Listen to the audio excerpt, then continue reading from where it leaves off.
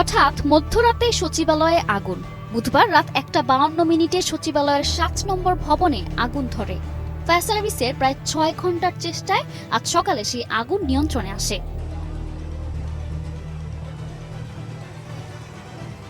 আগুন লাগার ঘটনায় ভবনের 8 এবং 9 তলা সবচেয়ে বেশি ক্ষতিগ্রস্ত হয়েছে। এই তলাগুলোতে সরকারি সব গুরুত্বপূর্ণ নথিপত্র সংরক্ষিত ছিল। ভয়াবহ এই অগ্নিকাণ্ডে সরকারি গুরুত্বপূর্ণ সব নথিপত্র পুড়ে গেছে। বিশেষত যুব ও ক্রীড়া, টেলিযোগাযোগ ও তথ্য প্রযুক্তি, স্থানীয় সরকার, পল্লী উন্নয়ন ও সমবায়, শ্রম ও কর্মসংস্থান, অর্থ মন্ত্রণালয় এবং সড়ক পরিবহন ও সেতু মন্ত্রণালয়ের অফিস ছিল এই ভবনে। অনুমান করা হচ্ছে আগুনে অনেক নথি পুড়ে গেছে, যার ফলে প্রশাসনিক কাজকর্মে ব্যাঘাত ঘটতে পারে।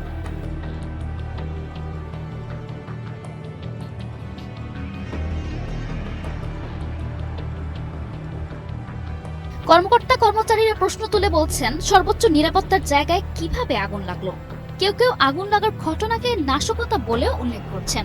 স্বরাষ্ট্র উপদেষ্টা জাহাঙ্গীর আলম চৌধুরী বলেছেন, সচিবালয়ে আগুনের ঘটনায় উচ্চ পর্যায়ের তদন্ত কমিটি গঠন করা হবে।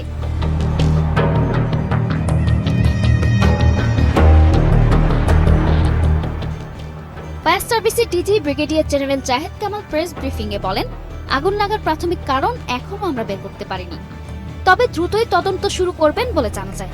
কারণ এটার বেশি কারণ সম্ভবত ইন্টেরিয়র ডেকোরেশন ছিল, এবং যে বিদ্যুৎ লাইন যেটা আছে, যখন এক জায়গায় আগুন ধরলে বিদ্যুৎ লাইনের মতো সব জায়গায় ছড়ায় পড়ে, এটা হতে পারে। বাট ইনিশিয়াল কারণ আমরা এখনো বের করতে পারি নাই। আমাদের আগুন নেভানোর পর আমরা যখন সব জায়গায় সার্চ করব, তখন হয়তো আপনাদেরকে একটা ধারণা দিতে পারবো। সচিবালয়ের 7 নম্বর ভবনে আগুনের ঘটনায় নাশকতার সন্দেহ করছেন স্থানীয় সরকার, পল্লী উন্নয়ন ও সমবায় মন্ত্রণালয়ের উপদেষ্টা আসিফ মাহমুদ ভুঁইয়া। তিনি হুঁশিয়ারি করেছেন, এই ষড়যন্ত্রে যে বা যারাই জড়িত তাদের বিন্দু পরিমাণ ছাড় দেওয়া হবে না। আজ সকালে নিজের ফেসবুক অ্যাকাউন্টে একটি পোস্টে এই হুঁশিয়ারি দেন তিনি।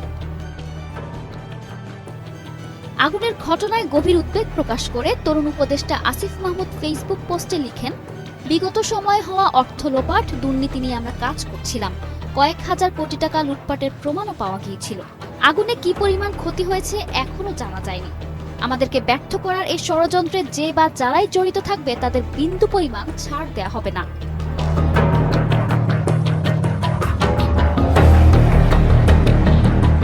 বিশ্লেষকরা পতিত আওয়ামী সরকারের দোসরদের দিকেই আঙুল তুলছেন। সরকারের বেশ কয়েকটি গুরুত্বপূর্ণ দপ্তরের ব্যাপক ক্ষয়ক্ষতি হয়েছে। বিগত সরকারের আমলে যেখানেই প্রয়োজন মনে করেছেন সেখানেই আগুন ধরিয়ে দিয়ে কাহিনীর ধামাচাপা দেওয়ার অনুশীলন আওয়ামী লীগের জন্য নতুন কিছু নয়, এমনটাই মনে করছেন বিশ্লেষকরা। এদিকে হাসিনাকে ফেরত পেতে সম্প্রতি নয়াদিল্লিকে চিঠি দিয়েছে ঢাকা। তাছাড়া হাসিনার আমলের হাজার হাজার কোটি টাকা লুটপাটের তদন্ত করছে সরকার। পুড়ে যাওয়া মন্ত্রণালয়গুলো খেয়াল করলে বোঝা যায় আলামত ধ্বংসের জন্য এই আগুন দেয়া হতে পারে বলে ধারণা করছেন অনেকে। Desk report BE news.